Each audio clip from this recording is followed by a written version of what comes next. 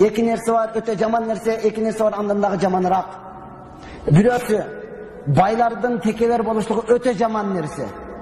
Кедейдин текебер болушлугу андан дагы жаманыраак да, урматтуу тууган. Байго байлыгына, акчасына, үйүнө, бир нерсесине таянып атат, машинасына. А кедейчи ары капкара, эч нерсеси жок, деп турат. Эч кимге жакпайт экен да, урматтуу тууган. Аллах Таала кыямат күнү буга сүйлөбөйт дагы. Күнүдөн эч кандай тазалабайт. Демек текеберлик өтө жаман нерсе. Түшүнүктүбү? Андыктан урматтуу тууган, сиз биздер өзүбүздү таныдык негизгиси Сүмма сабили яссара. Ушул аят Абаса сүрөсүндө. Караң, котормосунду караң, урматтуу тууган. Тафсирини караң. Эки жолу Заранын жолунан чыктың дейт. Дагы эмне үчүн өзүң чоң сезесиң. Кыскасы өзүбүздү таныдык.